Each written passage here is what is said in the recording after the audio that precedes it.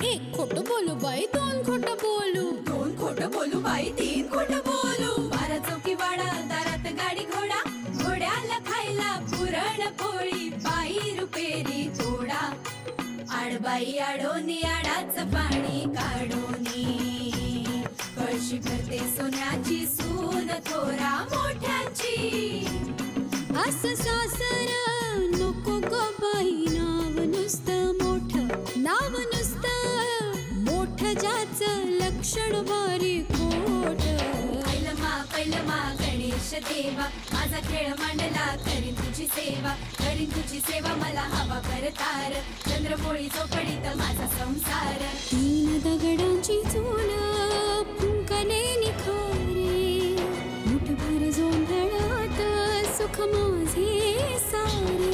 नांदा सौख्य भरे, नांदा सौख्य भरे, नांदा सौख्य भरे, नांदा सौख्य भरे.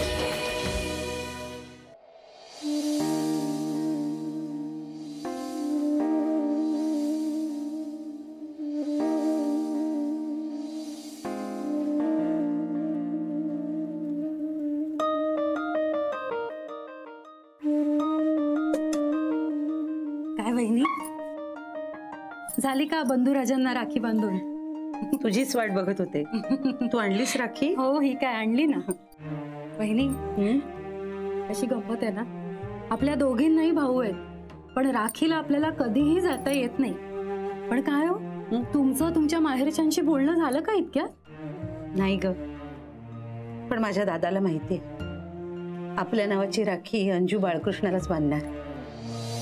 खरे, आणि तो बाळकृष्ण रक्षा करतोय आपली. बघा ना, किती संकट आली या घरावर, पण कधी कशाचा त्रास नाही झाला आपल्याला. देवांनी आपल्या राखीची लाज ठेवली आहे नेहमी. आपल्या दोघींच्या राखीची नाही अनिता, तिघींच्या. मागच्या वर्षी रक्षाबंधनाला आपल्या आई देवासमोर डोळ्यात पाणी घेऊन उभ्या होत्या. म्हणाल्या, माझा भाऊ आधी लष्करात होता म्हणून कधी राखीला भाऊबीजेला भेटला नाही, नंतर रिटायर झाला तर मुला नातवंडांच्यात रमला, म्हणून जास्त भेटी होऊ शकत नाही. आणि त्या इतकी वर्ष झाली आपल्याला या घरात येऊन, आपल्या आई माहेरी गेलेल्या फारशा कधी आठवतच नाहीत ग आपल्याला. आई गेल्या नाहीत आणि तुम्ही सुद्धा कधी गेला नाहीत वहिनी. तरी यावर्षी दादाच्या आजारपणाच्या निमित्तानं मला 1.5 महिना तरी राहायला मिळालं माहेरी. आणि ते सुद्धा लग्न झाल्यानंतर पहिल्यांदा. तुम्हाला आठवतंय, लग्नानंतर मला माहेरी जायचं होतं तेव्हा मी ह्यांना माझी तिकीट काढायला सांगितली आणि ह्यांनी जाऊन नाटकाची तिकीट काढली होती. बरं ते राहू दे, मला सांग, आपल्या दोघी कुठे धाकट्या? मी तुम्हाला तेच सांगायला आले होते की त्या धाकट्या दोघी जणी बाळकृष्णाला राखी बांधणार नाहीत असं म्हणतायत. काय सांगतेस? मग आपल्या संपदा आणि स्वानंदी बिचाऱ्या निमूटपणे बाळकृष्णाला राखी बांधायच्या, भाऊबीजेला चंद्राला ओवाळायच्या. पण या धाकट्या दोघी आहेत ना, त्या जरा बंडखोरच आहेत. काही नाही बंडखोर वगैरे, चांगले कान पकडून ना बाळकृष्णाला राखी बांधायला लावते मी त्यांना, काळजी नका करू. बरं त्यांचं राहू दे, आपण राखी बांधूया आधी.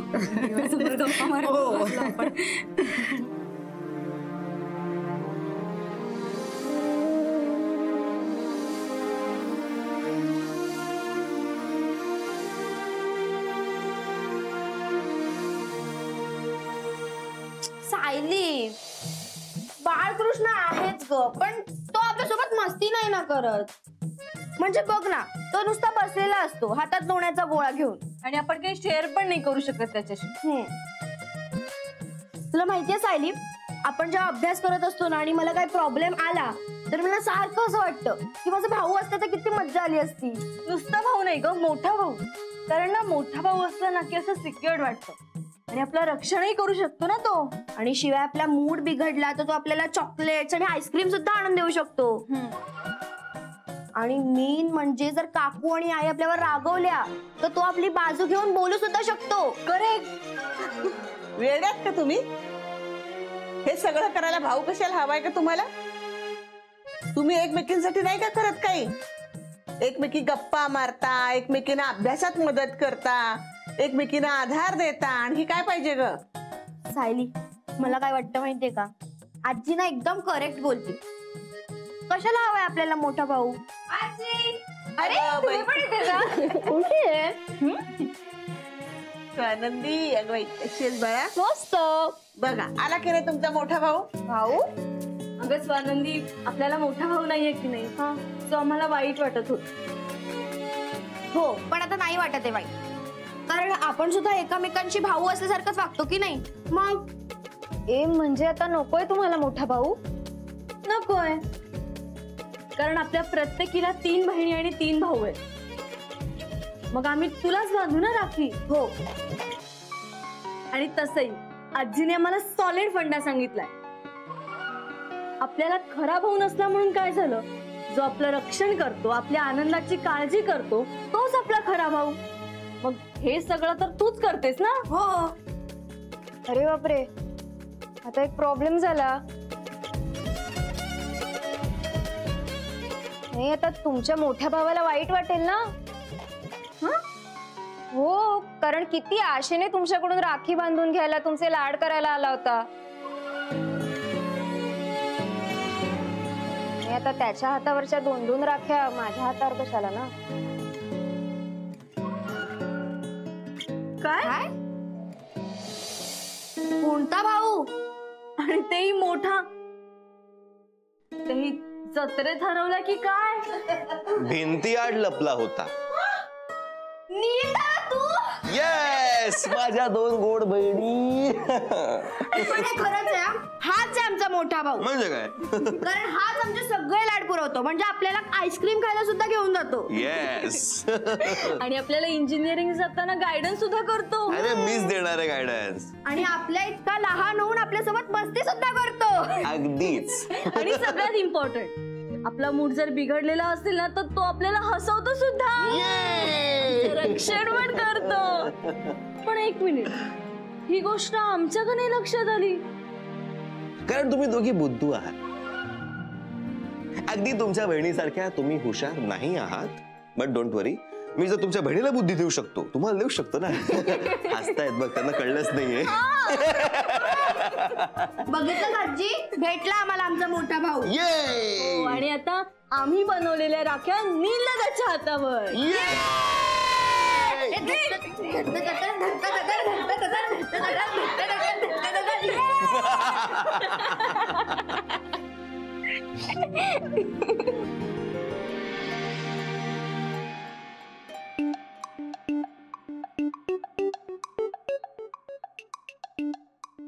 ही रांगोळी मस्त आहे. थँक्यू. संस्कार देशपांडे.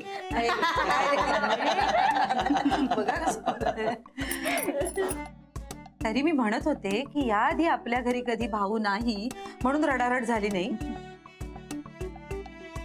आणि यावर्षीचे खूळ कुठून आले या दोघींना? पण गोड दिसतायत दोघी. तू पण खूप छान दिसतेस. मला ना तुझ्यासारखंच व्हायचंय स्वानंदी.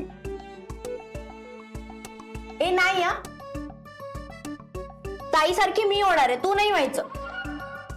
तू ना हा संपदा ताई सारखी हो. हे तुम्ही दोघींनी स्वानंदीताई सारखंच व्हायचंय. हे बघा, एका घराला एकच संपदा झेपते.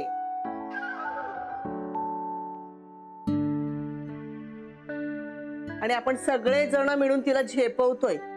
आजी मग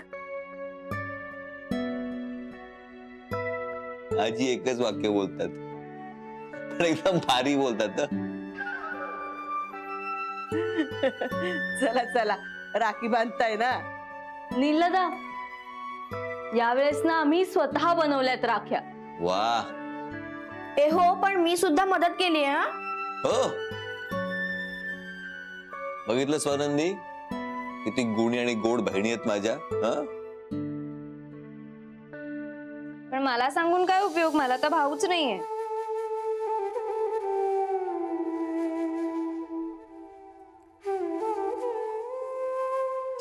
असं काही नसतं ग. आणि हे बघा, राखी फक्त भावालाच बांधायची नसते.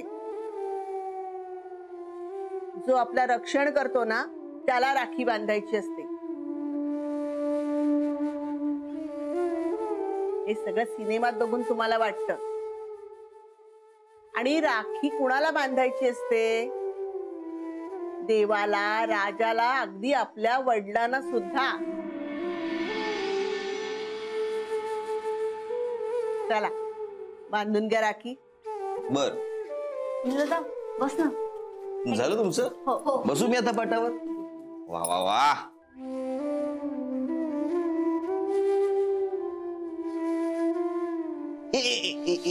एक मिनिट, पण गडबड झाली. मी गिफ्ट नाही आणलं, तरी बसू? अरे या वर्षी ना तूच आमचं गिफ्ट आहे. हे पण नेक्स्ट टाइम पासून आणायचा, म्हणजे चांगले मोठे बॉक्स आणायचे. अगं जुईली,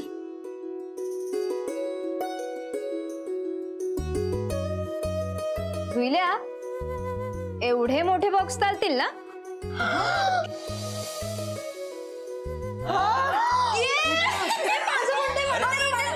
जुईली, अरे पहिले मला ओवाळा, राखी बांधा. मग काय ग? नंतर काय? चला. आज मी मोठी आहे ना.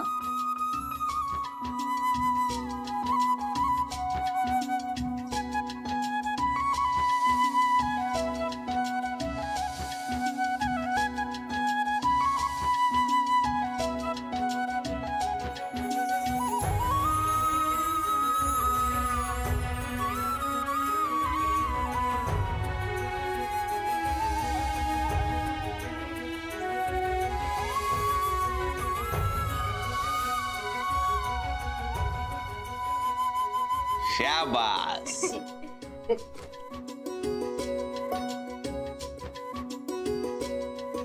गिफ्ट नाही मिळणार.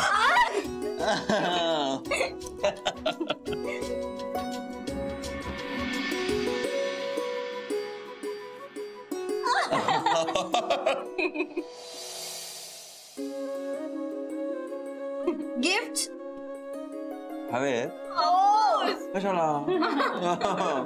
ओके, काय करतोय? थँक्यू नील दादा, थँक्यू व्हेरी मच. अगं आधी त्यावर काय लिहिलंय हे वाचा.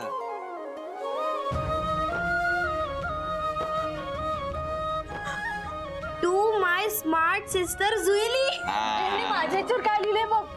To my beautiful sister Sayali. त्यांनी स्वतःहून जाऊन आणलंय gift. Thank you very much. Thank you so much. पाया पडा चला.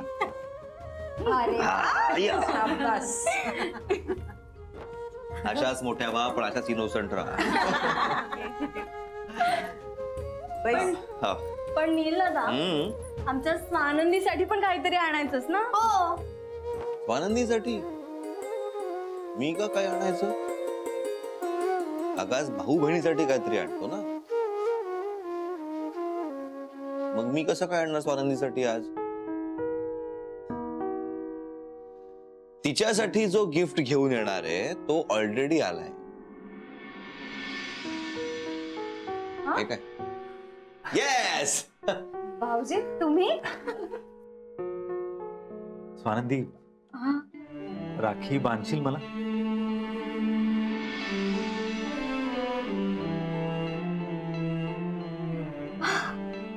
हो, म्हणजे काय भाऊजी, किती मस्त सरप्राईज दिलं तुम्ही मला. ऍक्च्युली माझं दादाचं काल रात्रीच बोलणं झालं. तो मला म्हणाला तुला 2 गोड बहिणी मिळाल्या, माझं काय? स्वानंदी मला राखी बांधेल का? मी म्हटलं का नाही बांधणार, तू ये तर सही, नक्की बांधेल. आला. भाऊजी नाही दादा, या बसा ना. दादा बसा.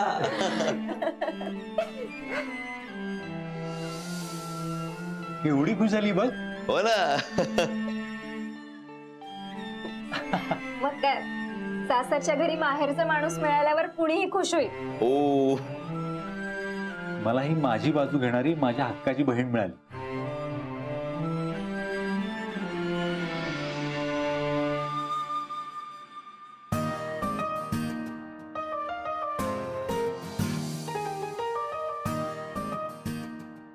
राखी माझ्या हातावर आहे. पण रक्षण मात्र तूच करते, माझं, माझ्या घराचं, घरच्यांच्या आनंदाचं.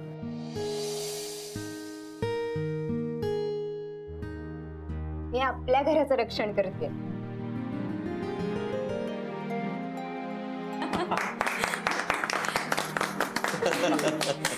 बरं, कोणी आता जायचं नाही हा जेवल्याशिवाय. आज पुरणपोळीचा बेत केलाय खास. थँक्यू. मी त्यासाठी चाललो इकडे. प्लीज. येस. आले.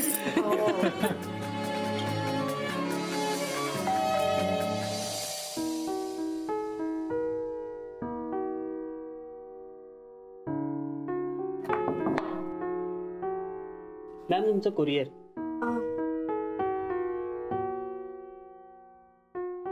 काका, काकू, आई, बघा आपल्यासाठी कोणीतरी काहीतरी पाठवलंय. काय ग? काय झालं तुली? बघ ना, आपल्यासाठी कोणीतरी गिफ्ट पाठवलंय. काय कसलं गिफ्ट? वाव, हे बघ तुझ्यासाठी रेसिपी बुक पाठवलंय. या कोण बाई असेल? अरे छो, अगं बाई, पण कुणी पाठवलं असेल हे सगळं? मला नाही माहिती. कशाला उघडलंस का? अगं त्यावर देशपांडे फॅमिली लिहिलं होतं म्हणून उघडलं. आई आणि हो हो ना, सगळ्यांसाठी काहीतरी आहे. अगं हो आजी, माहितीये, आईसाठी ना रेसिपी बुक्स दिलेत आणि तुझ्यासाठी ना गोळ्या ठेवण्यासाठी पिल बॉक्सेस दिलेत. माझ्यासाठी बघ ना गाण्यांच्या सीडी आहेत आणि काका आणि बाबांसाठी तर नवीन कुर्ती आहेत. हे बघ मस्त. काय जुलिया, कसली यादी वाचतीयस? काय म्हणतीयस? काका बघ ना, आपल्यासाठी कोणीतरी गिफ्ट आणलेत नवीन. हे बघ तुझ्यासाठी नवीन कुर्ते पण आहेत. कुणी पाठवलंय आणि हे कुरिअर घेतलं कोणी? जुईरीनच ते घेतलं आणि उघडलं. आम्ही असतो तर तू येईपर्यंत थांबलो असतो बाबा. आणि नुसतं घेतलं नाही, ते उघडलं सुद्धा. काय ग, तुला काही अक्कल आहे की नाही? नाही नाही नाही, हे फेकून द्या. हात सुद्धा लावू नका त्याला. ते ठाकूर देसाईने पाठवलेलं असू शकतं. एक मिनिट हा. ललिताताईंचा फोन आहे. हॅलो. हा ललिताताई, कशा आहात तुम्ही? चला बरं झालं. आम्हाला इतकी काळजी वाटत होती ना तुमची. पण मला सांगा, आत्ता कसा फोन केलात? हां, अच्छा, म्हणजे ते तुम्ही पाठवलंय?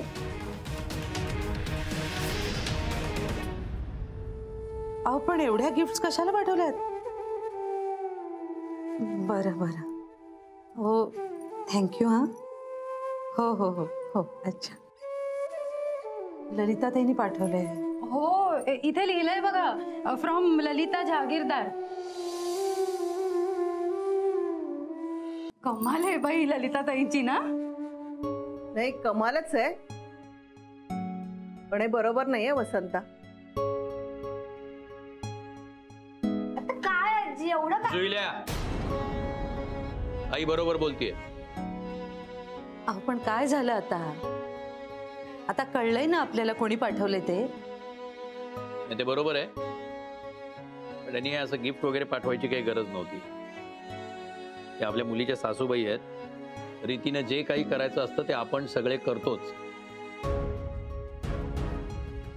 हात लावू नका त्यांना. मी फोन करतो लगेच. अहो नको नको, ते वाईट दिसेल. मी बघते.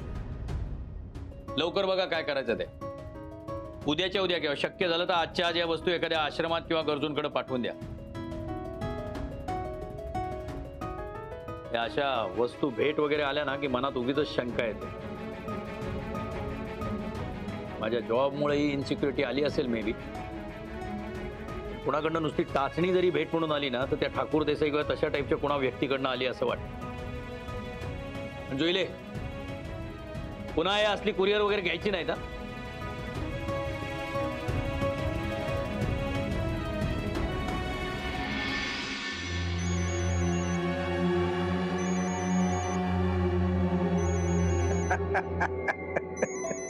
शेवटी आलाच याचा फोन.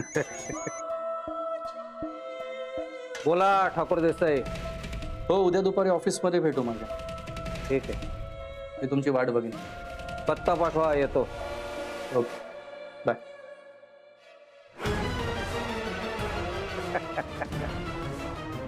पहिलं सांग ललिता, शेवटी या ठाकूर देसाईचा फोन आलाच. भेटायला बोलावलंय उद्या. असं काही काम करून दाखवेन ना ललिता, की तुला माझा अभिमान वाटेल.